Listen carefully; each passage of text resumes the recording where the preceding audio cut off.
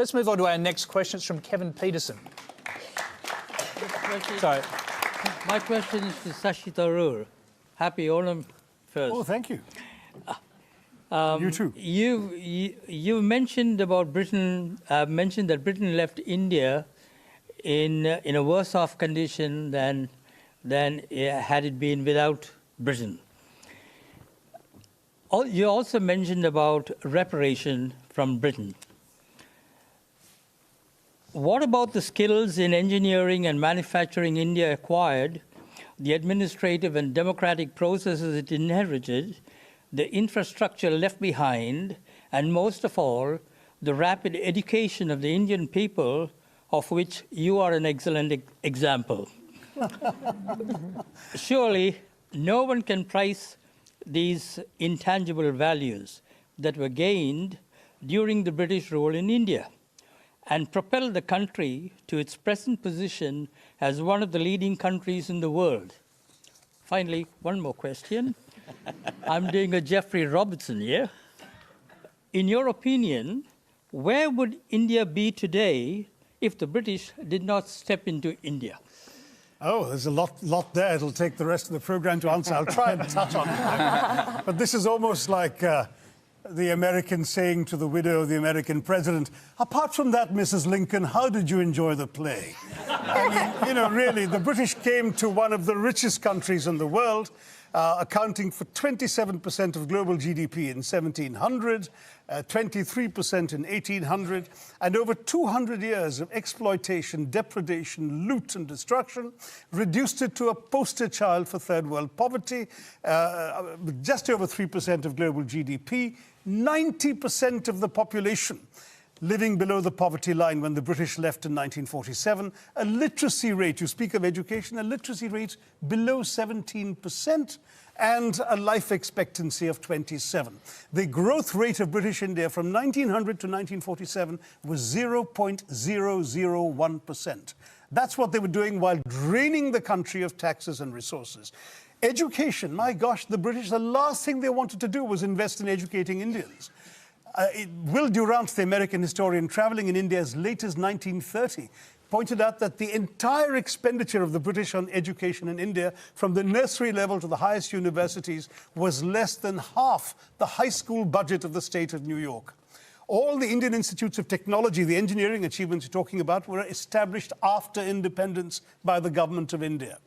There is simply no comparison between the accomplishments of India rising from the ashes the British left us in and what was done in 200 years. I've given many figures. Just take one example, the textile industry, because India was a huge exporter of For 2,000 years, it was the world's leading exporter. What happened? In fact, in the Roman Empire, there are debates recorded by Pliny the Elder of Roman senators complaining about the amount of the Roman Empire's gold that was being sent off to India because of the tastes of Roman women for Indian muslins, linens, and cottons. Was it just modernism, the Industrial Revolution that destroyed it, or was it something else? No, that's the excuse that apologists like to make, that, oh, it's not our fault, you just missed the bus for the Industrial Revolution. Well, we missed the bus because you threw us under its wheels, is what I tell the Brits. I mean, the fact is, in the name of free trade, the British came in and destroyed the free trade that had made India a leading exporter of textiles. The British soldiers smashed the looms so people couldn't practice their craft. They imposed punitive duties and taxes on the export of Indian textiles while lifting duties on the import of British cloth. And they achieved a captive market at the point of a gun. This is not exactly free trade, as you can imagine. Cities like Murshidabad and Dhaka in the subcontinent were depopulated. In one notorious incident, weavers had their thumbs cut off, so when the looms were repaired, they couldn't weave again. Textiles were systematically destroyed as an industry by the British. And that's only one example of many. Well, I'm going to quickly go back to our question. Now, Kevin, do you accept that perhaps the British weren't quite as benign as you've just suggested? Please read the book, Kevin. There's a lot more there to say. I've got the book. I'll bring Laurie in here. He gave a speech along these lines to the Oxford Union. He got wild applause from the students and others sitting around the Oxford Union Hall. And I'm just wondering, have young Brits come to terms with their colonial past? No, we haven't at all. Young Brits of every class have no idea about our colonial past, and that is being deliberately done. We are deliberately denied or kept away from education about the graphic facts of what the British did around the world, including in this country, to the people of this country. The crimes of the British and the crimes that we committed and that were done in our names over 400 years of pillage and conquest is something that we don't like to think about, and yet it is everywhere in modern British history.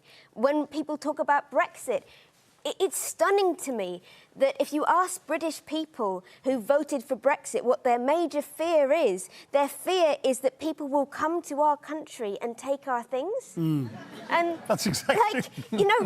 why... I just can't...